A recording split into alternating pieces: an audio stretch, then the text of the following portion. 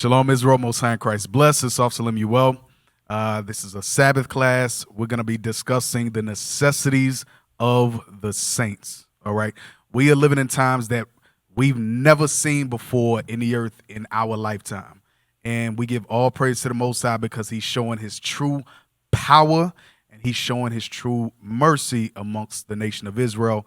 And to all the other nations, he is showing that he has full authority in the earth. All right.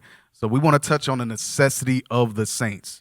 The Most High is using this plague and tribulation to bring the unrepentant of Israel to repentance, and is showing the repentant of Israel, those that are currently in the truth. He's showing them that we must gather together and work together like we never have before. All right.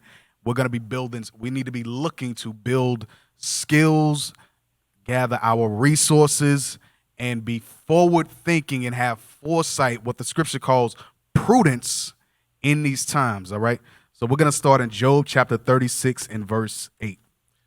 This is the book of Job, chapter 36 and verse 8. And if they be bound in fetters and be holden in cords of affliction, then he showeth them their work. So it says, if they be bound in fetters and be holden in cords of affliction, that's talking about captivity. If the nation of Israel be in captivity, go ahead. Verse 9. Then he showeth them their work. Then he shows us our work. Come on. And their transgressions that they have exceeded. And their transgressions that they have exceeded. So guess what? In our affliction, the Lord said he would show us our transgressions. How does he do that? By the mouth of the prophets. In these times today, we're not even able to there's certain states that are not even able to go out in the streets. How are we doing it? We're doing it via social media, Facebook, Instagram, YouTube. We're flooding every social media platform to get the information out to our people, to get the word out to our people. So guess what? The word don't stop. The work does not stop. Read that again, verse 9. This is the book of Job, chapter 36, verse 9. Then he showeth them their work and their transgressions that they have exceeded. Go ahead. He openeth also their ear to discipline. How will he do this? In captivity, by the mouth of his prophets. Go ahead. And commanded that they return from iniquity. That's why we go out and we teach Isaiah 58 and 1. We teach 1 Kings 8. We teach about Deuteronomy 28. Why? Because the Lord is using us to show his people their transgressions, to show his people their sins, to show his people their history in the scriptures. The Bible is the history book, the constitution of the so-called blacks, Hispanics, and Native Americans. Go ahead. Verse 11, if they obey and serve him. So he said, if they obey and serve him, if they repent, go ahead. They shall spend their days in prosperity and their years in pleasures. Guess what? We'll get the kingdom of heaven. In this life, in this time, we talking about coronavirus. It can't be talking about right now. We in the middle of friggin' coronavirus. We stuck in our houses. That's not prosperity. It's talking about us getting the kingdom of heaven if we repent and keep the commandments in the faith of his son, Jesus the Christ, the black Messiah. Go ahead. But if they obey not, he said, but if they obey not in captivity, they shall perish by the sword, and they shall die without knowledge. God said this is a promise. The Lord said, if you don't repent, even though I'm showing you in the midst of the plagues, I'm showing you Matthew 24 is real. Matter of fact, hold this. Matthew chapter 24. Hold this real quick. We're going to show you that the Bible's a true book. Matthew chapter 24, start at verse 3. This is the book of Matthew chapter 24 and verse 3. And as he sat upon the Mount of Olives, the disciples came unto him privately, saying, tell us, when shall these things be? And what shall be the sign of thy coming and the end of the world? And the end of the world. Jump down to verse 21. Verse 21. For then shall be the great tribulation, such as was. It says, for then shall be great tribulation. Go ahead. For then shall be great tribulation, such as was not since the beginning of the world to this time. No, nor ever shall be. So what are we seeing right now? We're seeing plagues. Jump down to the plagues. This is the book of Matthew, chapter 24, and verse 3. And as he sat upon the Mount of Olives, the disciples came unto him privately, saying, Tell us, when shall these things be? And what shall be the sign of thy coming and of the end of the world? Let's read about one of the signs of the end of the world. One of the signs to show us that we're in the last days. Jump down to verse 7. Verse 7. Read verse 6. Start at Verse 6. And ye shall hear of wars and rumors of wars. See that ye be not troubled, for all these things must come to pass, but the end is not yet. There's already talks of a World War III. There's already talks of Iran being pissed off at what Trump did when he dropped a bomb and blew up what would be considered their vice president, their general, right? Read on. Verse 7. It said, but that must come to pass. You know what that's saying? That the Lord is in full control. The Lord is in full control. Christ said that must come to pass. That had to happen. Come on. This is the book of Matthew, chapter 24, and verse 7. For nation shall rise against nation, and kingdom against kingdom. And there shall be famines and pestilences and earthquakes in divers places. So Christ is warning us that there would be pestilences, famines, and earthquakes in diverse places. Are we not seeing pestilences right now? So guess what? The Bible is a true book. So let's go back to Job. But if they obey,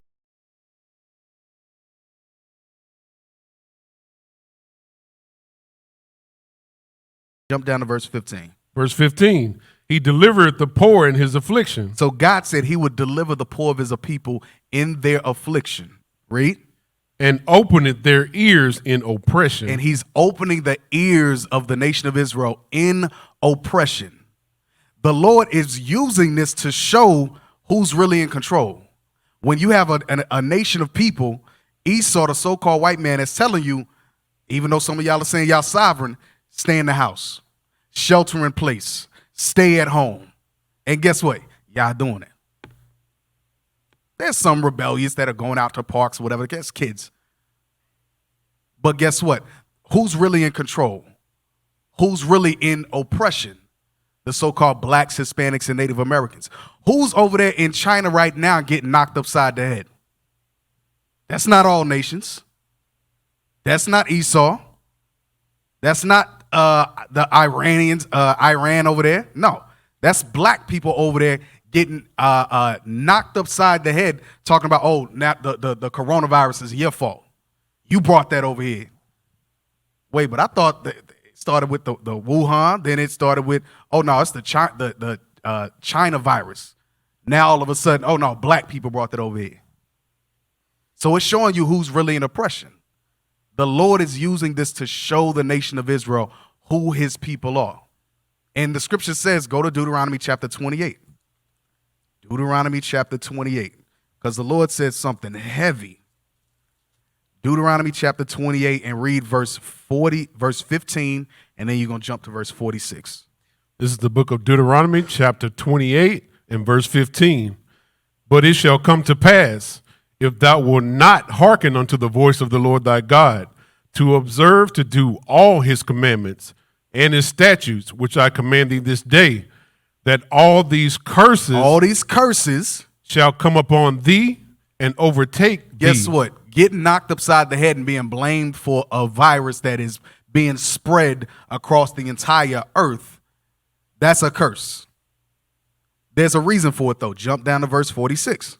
Verse 46, and they shall be upon. It says, and they, the they is the curses. And they, or the curses, come on. Shall be upon thee. Shall be upon the nation of Israel for what? For a sign. For a sign. And for a wonder. And for a wonder, come on. And upon thy seed forever. And upon thy seed, we are that seed. We are the seed of our forefathers, Abraham, Isaac, and Jacob. So the curses that were written thousands of years ago during the times of Moses, we're seeing today. And the Lord is using them as a sign to show who the nation of Israel is in the last days. All right? Go from that. Hosea chapter 5, verse 15. Hosea chapter 5, verse 15. There's another reason. Here's another reason and another proof why the Lord is bringing this upon the earth. This is the book of Hosea, chapter 5, verse 15. I will go and return to my place till they acknowledge their offense and seek my face. In their affliction,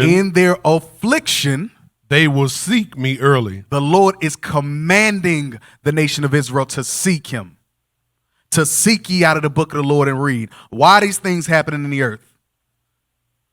How do we not get overcome by these things that are happening in the earth? These plagues, these famines. There's solutions. Go from that. That's for the unrepentant of Israel. For the repentant of Israel, Zephaniah chapter 2, verse 1. Those of us that have already been seeking the face of the Lord over the last, whether it been weeks, the last couple of months, or the last couple of years. This is what the Lord is commanding of us. Zephaniah chapter 2, verse 1. That we must teach the unrepentant of our people. Zephaniah chapter 2, verse 1. This is the book of Zephaniah chapter 2, verse 1. Gather yourselves together, yea, gather together, O nation not desired. O nation not desired. You know how we not desired? Because we, a vast majority of this disease, of what they're saying now, who is it affecting? Blacks and Hispanics. So the Surgeon General of America came out and said, guess what? Y'all need to stop smoking. Well, dang, the prophet's been saying that for how long? Y'all need to stop drinking in excess. You need to fix your diet. You need to fix your immune system, so on and so forth. How long have we been saying in biblical terms, stop sinning? Stop sinning. So now the Lord is using a plague to tell his people, stop sinning. Read Zephaniah chapter 2, verse 1 again.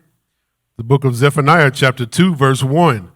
Gather yourselves together, yea, gather together, O nation not desired. We're the nation that's not desired. We're the nation that gets the crumbs of society.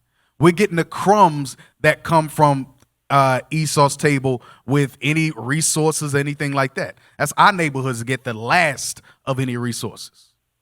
So the Lord is commanding us to come together, bring our resources together, pull our skills together so that we can survive in these last days. Why? Because we're a nation within a nation. That's why I said, oh, nation not desired. We are the nation of Israel within the nation of Edom, a.k.a. America, biblically Babylon the Great. So the Lord is saying the nation inside of a nation needs to gather your resources together. Gather your skills together. And we're going to see why in a minute. Go to Hebrews chapter 10, verse 25. This is the book of Hebrews chapter 10, verse 25. Not forsaking the assembling of ourselves together. God said, don't forsake the assembling of yourselves or the congregating of yourselves or the gathering together of yourselves. Come on. As the manner of some is. As the manner of some is. Because you got some individualites out there that's saying, oh, I'll just figure it out. Okay, but if you don't have a body or a nation to help you out in these perilous times, as we go through and as we read some articles to show that Esau is the devil the Bible speaks of. And when Job 9:24 says the earth was given into the hand of the wicked, guess what? They have the power to shut everything down. They got the power to shut an entire economy down and to bring it back up. So read that again. The book of Hebrews chapter 10, verse 25. Not forsaking the assembling of ourselves together, as the manner of some is, but exhorting one another. Encouraging one another, building each other up. And so much the more. So we said, even at that time, continue to gather together, congregate, keep the Sabbath, keep the new moons, keep the feast days. He said, but so much more, meaning if you was a halfway Israelite, if you was a Sabbath-only Israelite before, he said, guess what? The heat finna get turned up in the last days. He said, so much the more, come on. As ye see the day approaching. As ye see the day approaching. He said, congregate, come together even more as you see the day approaching. Some of y'all are straight recluses and don't nobody see y'all outside of the Sabbath day and barely on the Sabbath day. The Lord said, as ye see the day approaching, all the more you need to make sure that you're communicating. All the more you need to make sure you're gathering together. Let's see what that day is. Go to Isaiah chapter 13, verse 6. It says, so much the more as ye see the day approaching. What is the day that is approaching? Isaiah chapter 13, we're going to read verse 6 through 9. This is the book of Isaiah, chapter 13 and verse 6. Howl ye, for the day of the Lord is at hand. For the day of the Lord is at hand. Come on. It shall come as a destruction from the Almighty. So that day that's approaching is that destruction that's coming from the Lord.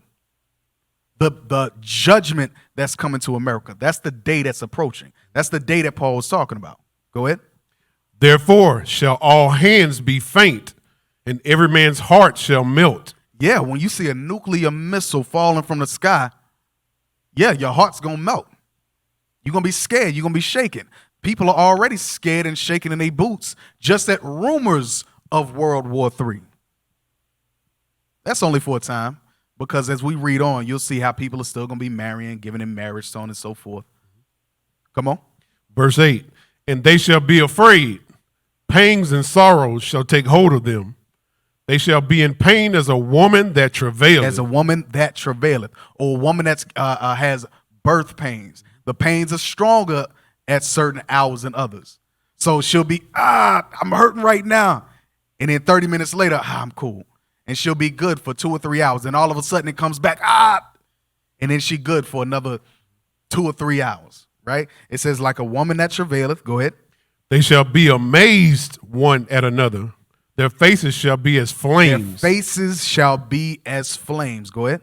Behold, the day of the Lord cometh. Behold, the day of the Lord cometh. Go ahead. Cruel, both with wrath. Both with wrath. And fierce anger. And fierce anger. So much the more as ye see the day, or Christ coming back with cruel, both with wrath and fierce anger. Go ahead. To lay the land desolate. To lay America desolate. Go ahead. And he shall destroy the sinners thereof out of it. And what is he coming back to do? To destroy the sinners of his people.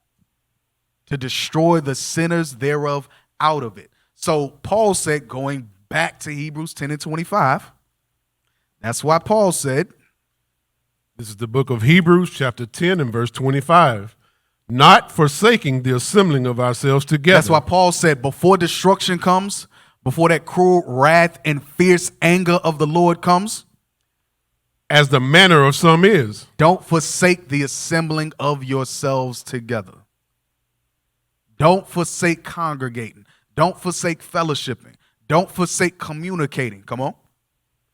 As the manner of some is, but exhorting one another, and so much the more as ye see the day approaching. So much the more should we come together, gather together, O nation not desire, pulling our resources together, pulling our skills together. That's what the Lord is saying before Christ returns, because we don't know when that's going to happen.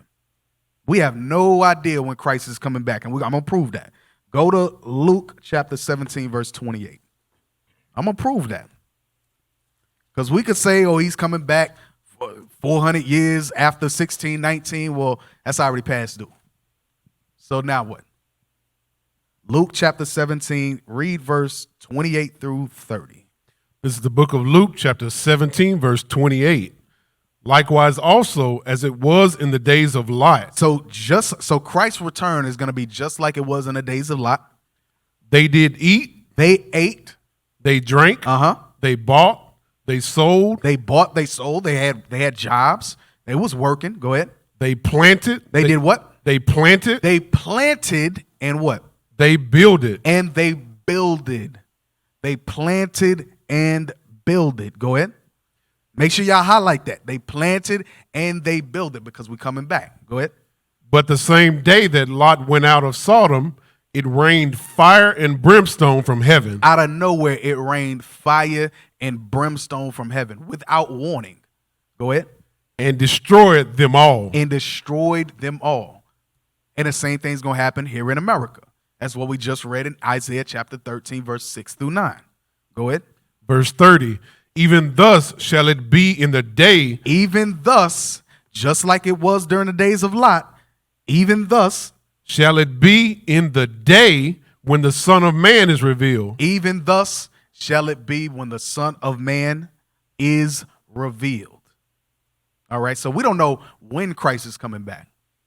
But what must we do? We must gather together.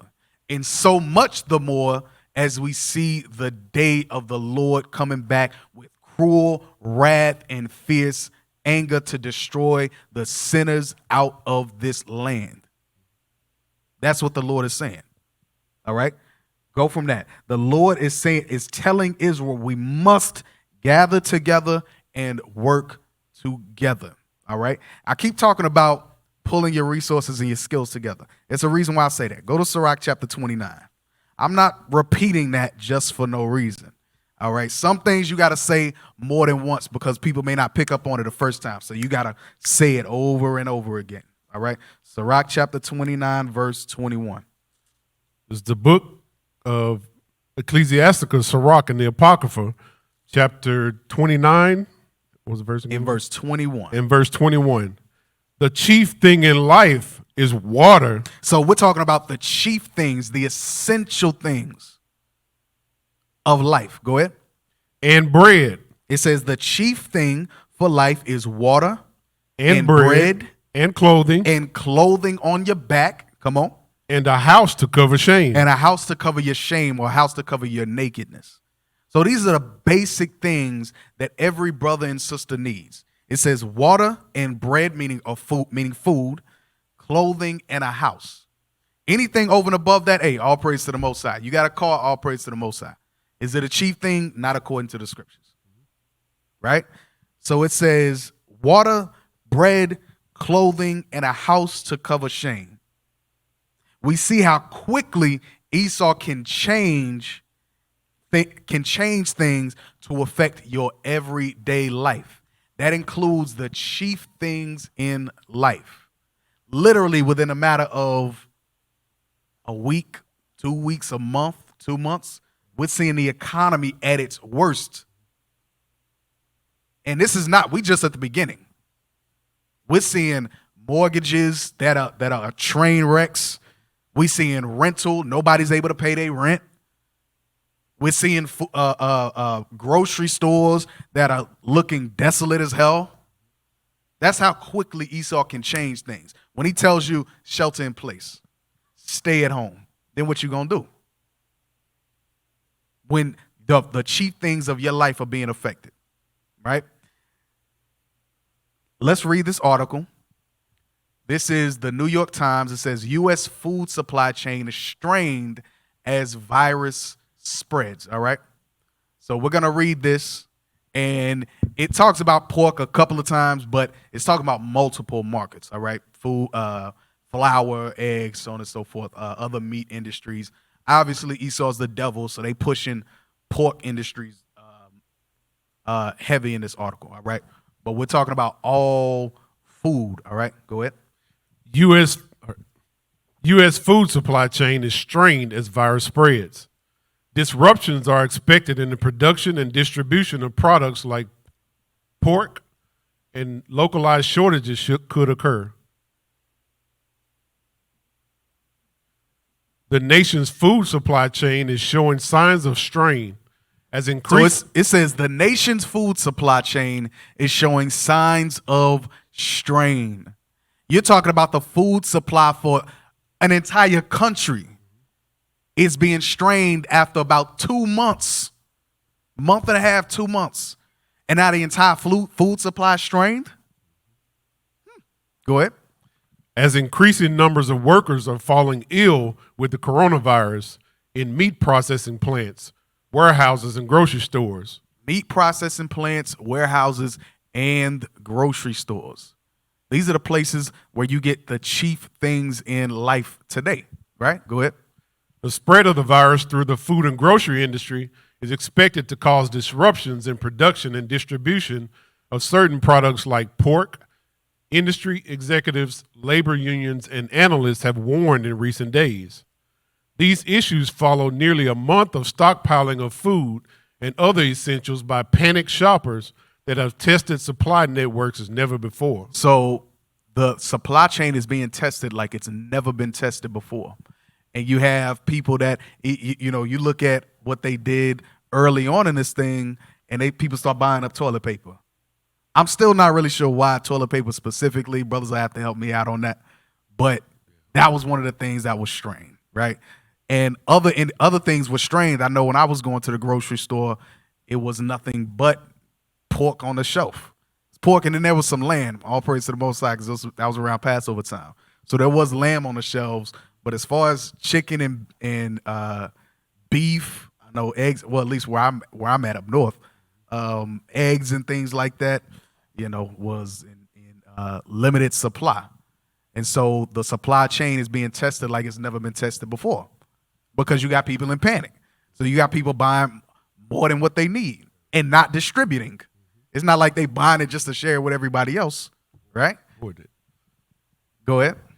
Industry leaders and observers acknowledge these shortages could increase, but they insist it is more of an inconvenience than a major problem. People will have enough to eat. They just may not have the usual variety. The food supply remains robust, they say, with hundreds of millions of pounds of meat in cold storage. So it says the food supply remains robust, they say, with hundreds of millions of pounds of meat in cold storage. Go ahead. There is no evidence that the coronavirus can be transmitted through food or its packaging, according to the Department of Agriculture. So that's fine. Okay, you can't get it through the food. Cool. But you have to have workers in order to get that food from the processing plant to the stores. If nobody's working, if nobody's driving the trucks, if everybody's sick with the virus, guess what? It doesn't matter if that food is in cold storage. There's nobody to get it from point A to point B. There's nobody to get it to where it needs to go to feed the people, right? Go ahead.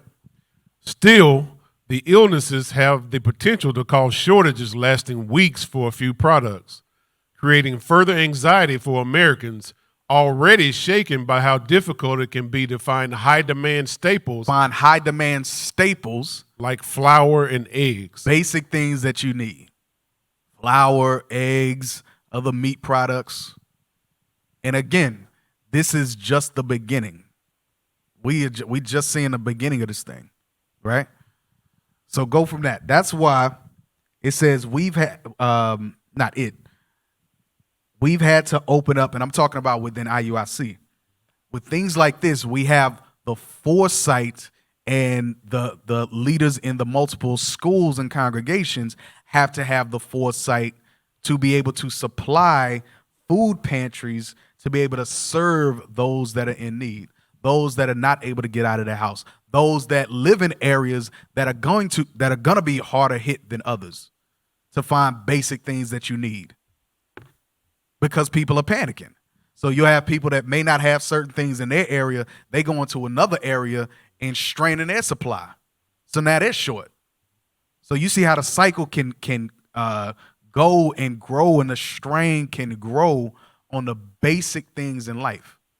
So again, that's why the Lord has blessed us with leadership to be able to set up things in place and set in order the things that are lacking in various in areas all over the country and abroad. Go to Romans chapter 15, verse 4. Romans chapter 15, verse 4. I want to show where us as leaders, where we should be looking to in times like this. Romans chapter 15, verse 4. This is the book of Romans chapter 15 and verse 4. For whatsoever things were written aforetime were written for our learning. The things that we read in the scriptures, these are the things that we need to be learning from. We need to be learning from the lessons that from the things that our forefathers went through in order to learn how we should be maneuvering in this captivity today. Right? Go read it again. This is the book of Romans chapter 15 and verse 4. For whatsoever things were written aforetime were written for our learning. Were written for the learning of the nation of Israel. Go ahead. that we, through patience and comfort of the scriptures, might have hope. You know why I love that? Because you see how we read in the article, it said people were panicking, but the Lord said for the nation of Israel, because we have the scriptures, we have the learning and the understanding from the scriptures, we're going to have patience and comfort. We're not going out, we shouldn't be, God forbid, we going out losing our daggone minds because of everything that's going on. We need to take a step back, look at the scriptures. Okay, how did our forefathers deal? How do we need to move? How do we need to maneuver? What things do we need to set in place to make sure that Israel is taken care of? The repentant of our people. All right? Go to Genesis. We're going to start in Genesis chapter 41. Let's read some history of our forefather Joseph and how he managed and maneuvered in times of distress, in times of famine. When everybody else is losing their daggone mind, he good. He's like, yo, this is what we need to do. But we're going to read it. Genesis chapter 41, let's start at verse 25. We're going to read down. This is the book of Genesis, chapter 41 and verse 25. And Joseph said unto Pharaoh, the dream of Pharaoh is one. So Pharaoh had a dream, and he needed somebody to come in and interpret that dream. So I'm fast forwarding for y'all. All right. So Joseph came in and said, this is what the dream means. This is what we're getting ready to read. Go ahead. God has showed Pharaoh what he is about to do. The 7 good kine are 7 years. The 7 good kine or cattle are 7 years. Go ahead. And the 7 good ears are 7 years. And the corn is 7 years. Go ahead. Good corn are 7 years. Go ahead. The dream is one. The dream is one. Go ahead. And the 7 thin and ill favored kine that came up after them are 7 years. And the 7 empty ears blasted with the east wind shall be 7 years of famine. Shall be 7 years of famine. We ain't God forbid we go through 7 years of strained resources and a strained supply chain and things like that. But this is what our forefather had to go through. 7 years of famine in the land of Egypt. Go ahead. This is the thing which I have spoken unto Pharaoh. What God is about to do, he showeth unto Pharaoh. Behold, there come 7 years of great plenty throughout all the land of Egypt. And there shall arise after them 7 years of famine, and all the plenty shall be forgotten in the land of Egypt, and the famine shall consume the land. And the plenty shall not be known in the land by reason of that famine following. So they're not even going to remember or have a thought of the 7 years of plenteous that they had, the 7 years of abundance that they had, because the famine was going to be so grievous, right? Go ahead. For it shall be very grievous. And for that the dream was doubled unto Pharaoh twice. It is because the thing is established by God, and God will shortly bring it to pass. Why? Because God has his hand on everything in the earth. Go ahead. Now therefore let Pharaoh look out a man discreet and wise, and set him over the land of Egypt. So it says, let a man discreet and wise be over the land of Egypt. Go ahead. And set him over the land of Egypt. Let Pharaoh do this, and let him appoint officers over the land, and take up the 5th part of the land of Egypt in the 7 plenteous years, and let them gather all the food of those good years that come. So while things are going good, while you have resources, while you have food, while it's plenteous, store it up. Go ahead. And lay up corn under the hand of Pharaoh, and let them keep food in the cities. And let them keep food in the cities.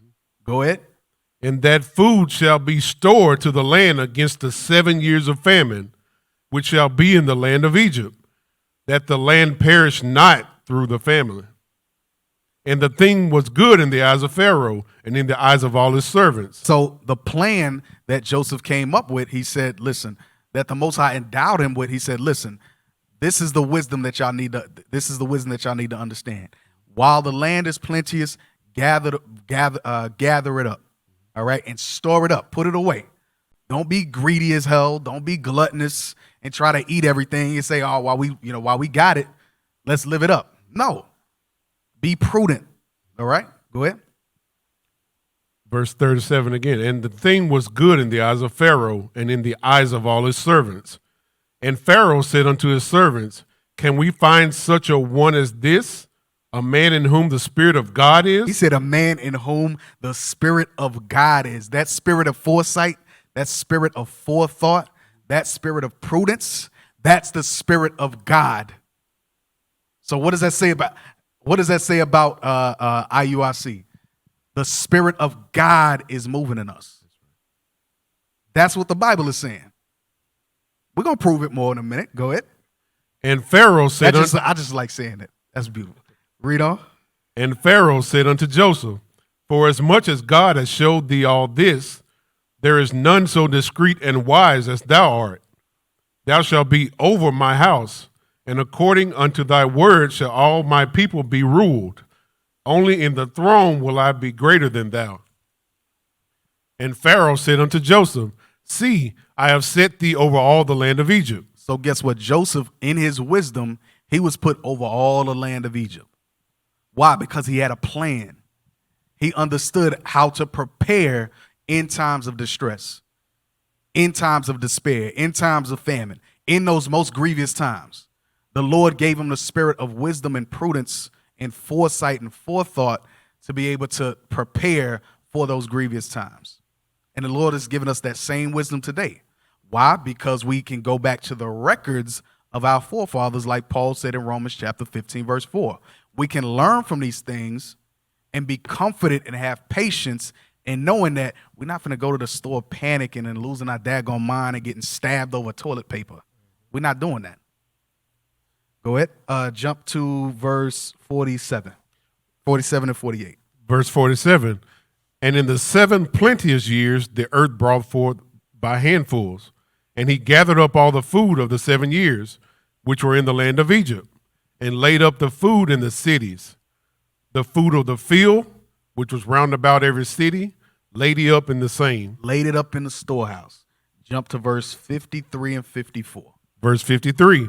And the 7 years of plenteousness that was in the land of Egypt were ended. So now they're going into the 7 years of famine. And the 7 years of dearth. Dearth means famine. Began to come. Go ahead. According as Joseph had said. And the dearth was in all the lands, but in all the land of Egypt there was bread. But guess what? In the land of Egypt, where the Spirit of God was moving Joseph, there was food. They weren't lacking. So the same thing for us today. How much more for us today with us having these records, having this history, we can begin to prepare for those days of famine that Christ said would come, those days of pestilence that would come. He said, matter of fact, go back to Matthew 24. This is the book of Matthew, chapter 24 and verse 6. And ye shall hear of wars and rumors of wars. See that ye be not troubled. You see that? The Lord said, see that ye be not troubled. Go ahead. For all these things must come to pass. For all these things must come to pass. They must happen. Famine, pestilence, these things must happen. But what must we do as leaders? What must we do as the repentant of Israel? We must prepare. We must be prudent, have foresight and forethought to be able to prepare during the times that are worse. All right? Go from that. Sirach chapter 10, verse 1. So let's see what the Lord said about our forefather Joseph. Sirach chapter 10, verse 1. And the lesson that we need to bring to ourselves and to our houses. This is the book of Sirach, chapter 10 and verse 1. A wise judge will instruct his people. You see that? That's what Joseph was. He was wise. He had the Spirit of God that was moving him. And so he was able to move or instruct those that were in Egypt. Go ahead. And the government of a prudent man is well ordered. That's why things were well ordered. He was able to instruct the men. Listen, during these 7 years, we need to do this. Let's pull this. Let's move this here. Pull this corn. We need to move it there. Pull this bread. We need to move it here. So on and so forth. He was able to order that. The number 2 man was able to move an entire country that was over all the world. Go ahead. And as the judge of the people is himself, so are his officers. So guess what? Just like Joseph was, is how we need to be today. Just like our leadership from the bishop to the deacons down, the way that they move and conduct themselves during these times, the patience and the comfort that we see that they have, that's the way we need to move. The way that they have things set up where we have food pantries in place, these are the things that every school needs to do. Not just doing IUIC, but we're setting a blueprint for every other Israelite school to be able to move like our forefathers. This is not something that we just came up with off a whim. These are the things that we read in the scriptures and we implement based on the things that we learn, like we read in Romans 15:4. Read on. And what manner of man the ruler of the city is, such are all they that dwell therein. Go ahead. An unwise king destroyeth his people. So guess what? If Joseph was unwise and he was self-willed and he knew what the dream meant, but he was like, y'all figure it out. Guess what? Egypt would have been friggin' destroyed. They could we talking about 2 months. They had 7 years of famine. Go ahead. But through the prudence of them which are in authority. But because of his prudence and because of the things that we read and the prudence that we see our forefather moved in, guess what? That's how we move. And what does it say? But through the prudence of them which are in authority, the city shall be inhabited. Guess what? The city was inhabited. IUIC will be inhabited. We're not going to be running the streets as if we done lost our daggone minds. We're not going to be rioting in the streets. We're not going to be bucking up to the police. We're not going to be doing none of that. Go from that. Go to Acts chapter 4. Let's read some more examples of us pulling our resources together, us being prudent, and us gathering together and working together. Acts chapter 4, we're going to read verse 32 through 37. This is the book of Acts chapter 4 and verse 32. And the multitude of them that believed. The multitude of those that believed, those that repented in Christ, go ahead. Were of one heart and of one soul. They gathered together and they worked together. So much the more as they saw the day approaching. Go ahead. Neither said any of them that aught of the things which they possessed was his own, but they had all things common. They had all things common. They pulled their resources together. They pulled their skills together. The things that they had, those that were rich in this world, like it says in 1 Timothy 6, what did they do? They willingly distributed to everyone else that lacked. Go ahead. Verse 33. And with great power gave the apostles witness of the resurrection of the Lord Jesus, and great grace was upon them all. Go ahead. Neither was there any among them that lacked. So guess what? Just like we saw how our forefather moved, that's how we move. There won't be any amongst us that lack. We're going to make sure that we have things set up in place, and we are continuing as we have the foresight to see, okay, I think things are going to go this way. Let's make sure we have the food pantry set up. Okay, things are going this way. Let's make sure that we have masks because we see, okay, they're going to start requiring these things to open things back up. So guess what? Guess what we do? We have masks for the men, women, and the children. These are the things that we have to set in place. Go ahead. For as many as were possessors of lands or houses sold them. These are people that had money. They had resources, right? Go ahead. And brought the prices of the things that were sold, and laid them down at the apostles' feet. They gave alms. They continued to give, right? Go ahead.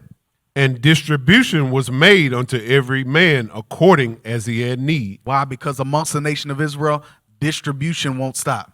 The supply chain may stop for everybody else, but the things that we have that we can set in place and that we can store up now, these are the things that we're going to be able to distribute when it's needed. Right? Go ahead. And Jose, who bought by the apostles, was surnamed Barnabas, which is being interpreted the son of consolation. a Levite and of the country of Cyprus. Uh-huh. Verse 37, having land, sold it, and brought the money and laid it at the apostles' feet. Brought the money and laid it at the apostles' feet. We were not a selfish people. We were a selfless people. And we have got to remember that, bethink ourselves, and remember who we are. Because it's easy. Because remember, one of the things when you get your name taken from you, you're the Johnsons, I'm the Williams, you're the Campbells, you're the give me another last name. You're the Jacksons, right? So you don't think that there's any commonality outside of your skin. That's really it. And slavery. But when you're Israel, I'm Israel, you're Israel, all of a sudden, now there's a thought of nation. It's not just your house or just you and your neighbor. Now it's the nation of Israel. All right? Go from that to Tobit chapter 1, verse 3. We're going to read some more examples of our forefathers and how they got down and how they were a selfless people. Tobit chapter 1, verse 3. This is the book of Tobit, chapter 1 and verse 3. I, Tobit, have walked all the days of my life in the way of truth and justice. When it says in the way of truth and justice, meaning in the way of the law, he kept the commandments. Come on. And I did many alms deeds to my brethren and my nation. In my what? And my nation. My brethren and my nation. Why? Because our forefathers were about nation building. It was not every man for himself. It was not no selfishness. It was loving your neighbor as you love yourself. Go ahead. Who came with me to Nineveh into the land of the Assyrians. Who came with him to captivity. So he was carried away into captivity under the Assyrians. Jump down to verse 16. Verse 16. And in the time of Ebenezer, I gave many alms. Or Shalmaneser. Go ahead. I gave many alms to my brethren and gave my bread to the hungry. And gave my bread to the hungry. Why? Because he was selfless. He was about nation. And that's how we have to be in these last days. When we're talking about great famine and pestilence in the land, what Christ said, all the more we need to gather together, work together. Go ahead.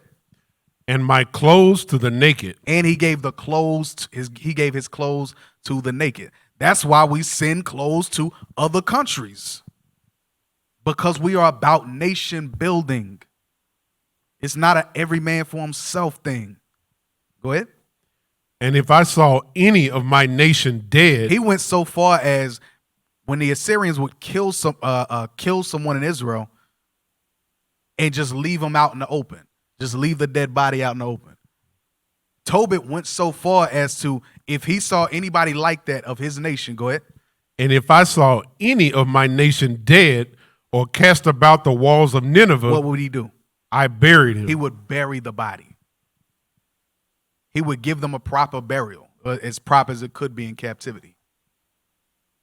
All right. Jump down to verse 20. Verse 20. Then all my goods were forcibly taken away. Neither was there anything left me beside my wife Anna and my son Tobias. So he gave to the point where not only was he was going against the authorities of Assyria. So he said all his goods were taken, were forcibly taken away, and all he was left with was his wife and his son. Go to chapter 2 and we're going to read verse 1 and verse 2. This is the book of Tobit, chapter 2 and verse 1. Now when I was come home again, and my wife Anna was restored unto me with my son Tobias. So he received his wife and his son. They were restored to him.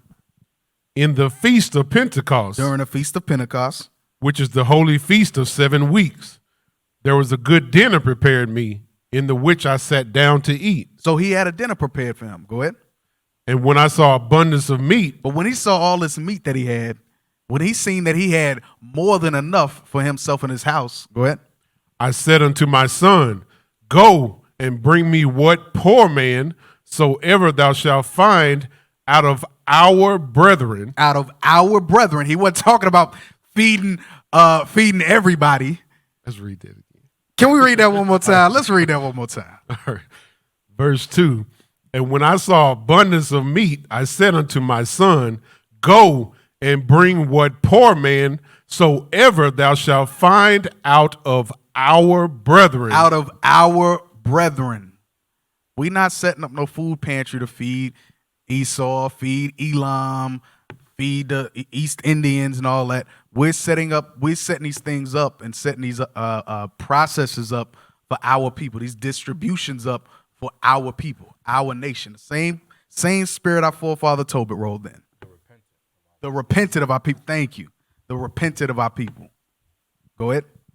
Who is mindful of the Lord. You see that? Who is exactly what Cap just said. Who is mindful of the Lord.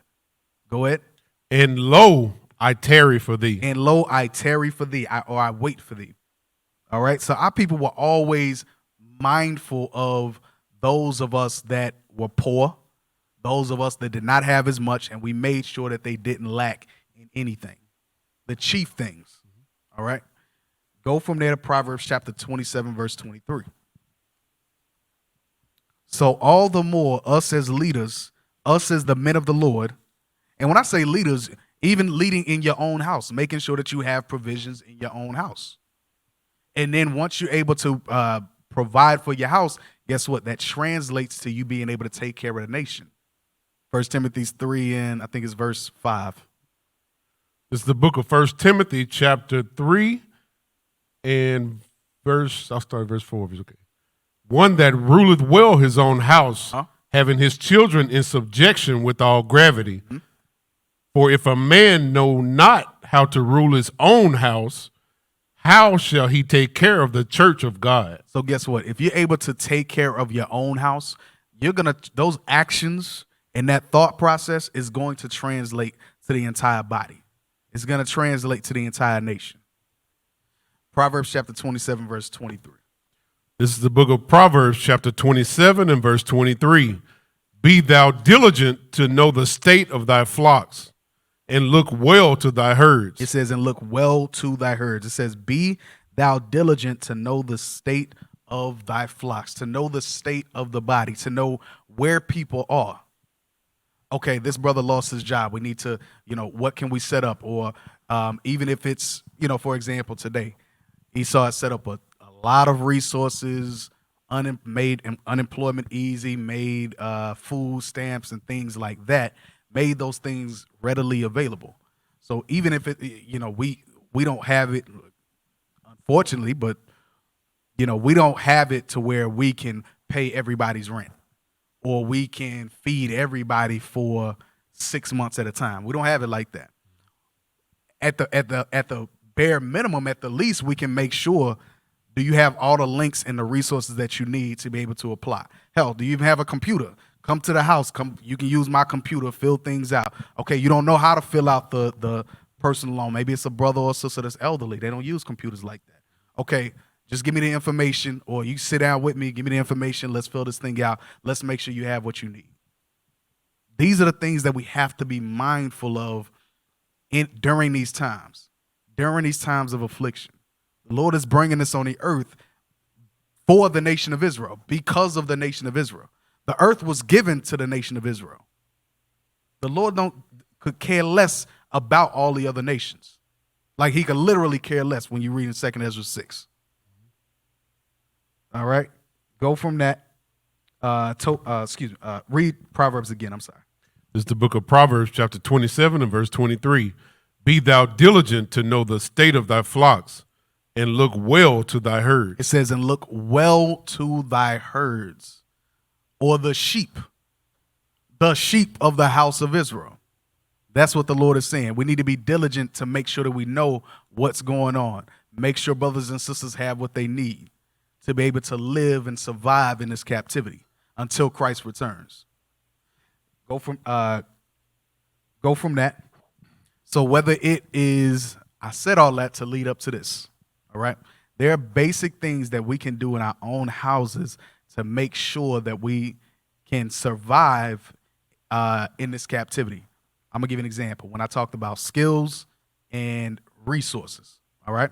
Go to Ecclesiastes 2, because whether it's rulership or captivity, there are certain things that we had, there's certain skills that we had that our forefathers had that we're going to read about. Ecclesiastes chapter 2.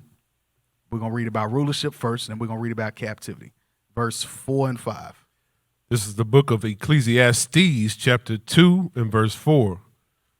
I made me great works. This is our forefather, King Solomon, the richest, wisest man to live, right? It says, I made me great works. I builded me houses. He built houses. I planted me vineyards. He planted vineyards. Go ahead. I made me gardens and orchards, and I planted trees in them of all kind of fruits. So guess what? We had that, what they call that green thumb. I can't remember the technical word for it.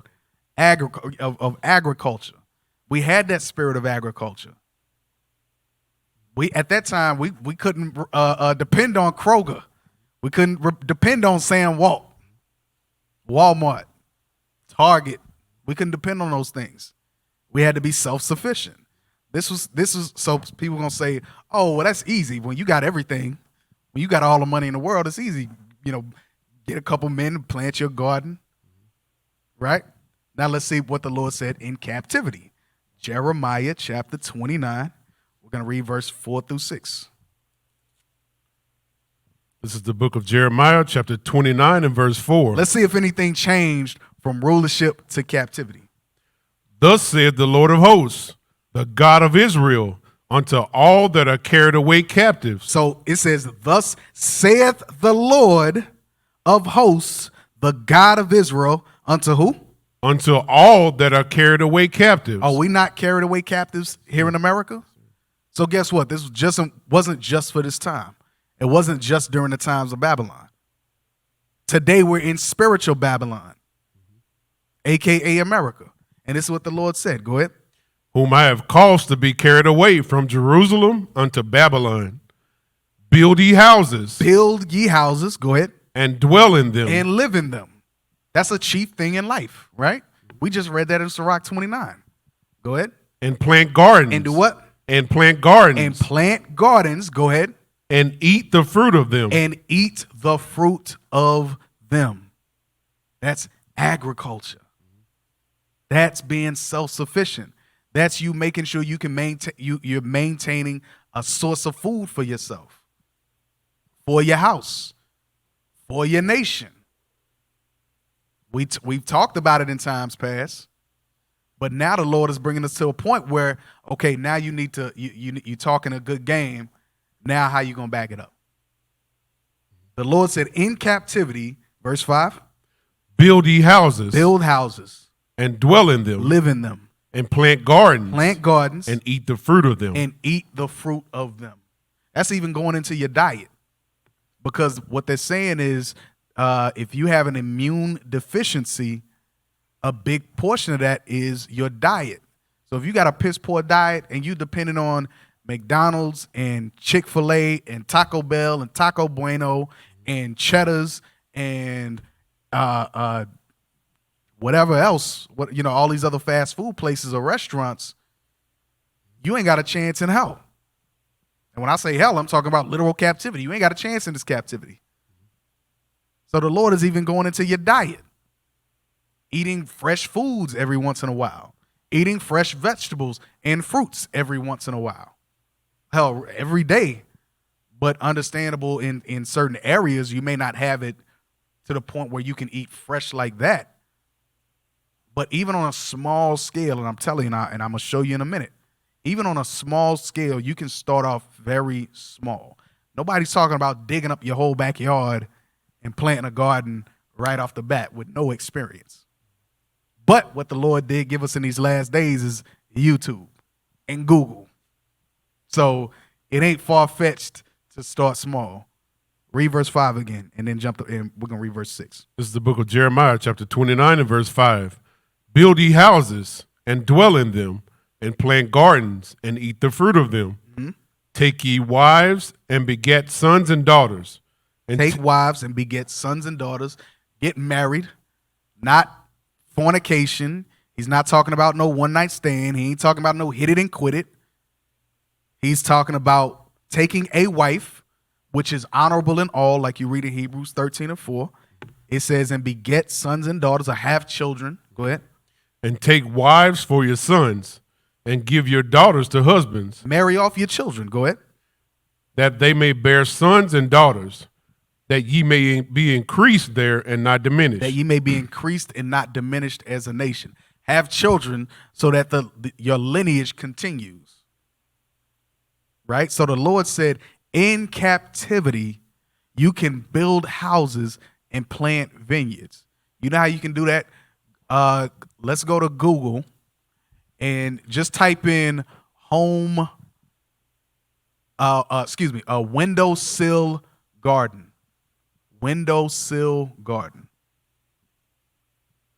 So when you scroll down, these are examples of things that you can grow in your windowsill. I ain't talking about digging up your whole backyard. Click the bottom where it says balcony. I can't see that. The bottom right where it says balconygardenweb.com. best vegetables. Yeah. Yep. Go to the article.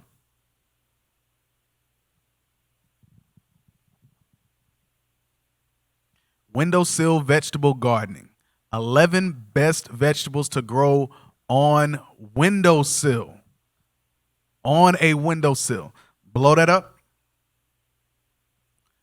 Let's scroll down. Let's see what we can grow on our windowsills. Green onions.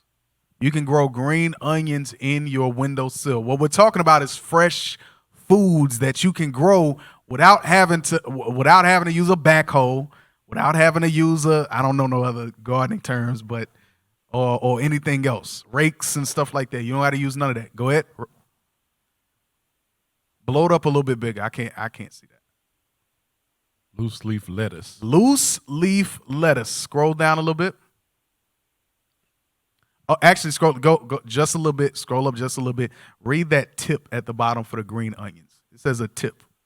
If you're growing green onions in water, replace the water every day. As simple as just replacing the water every day for your green onions. You can grow your green onions in captivity.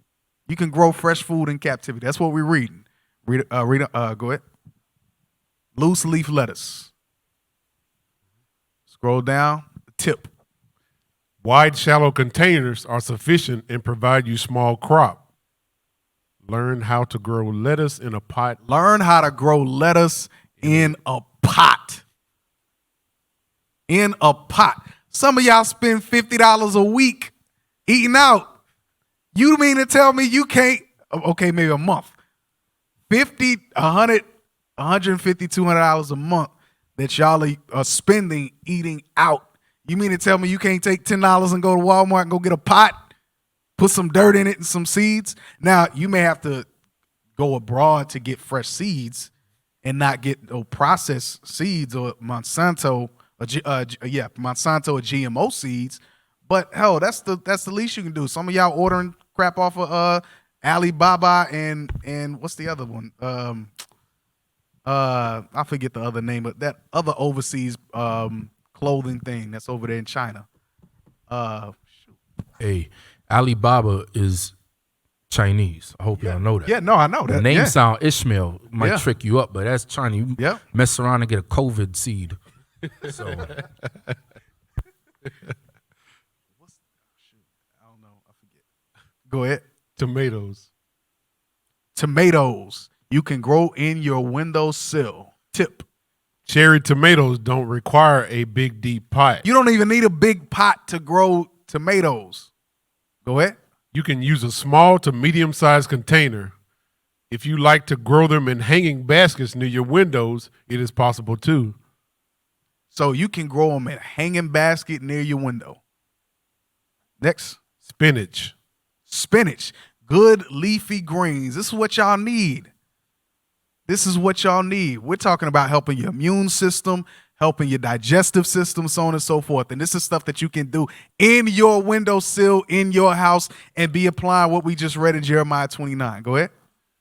Tip, keep the soil slightly moist and provide shallow but wide planter. A 6 inches deep pot would be sufficient.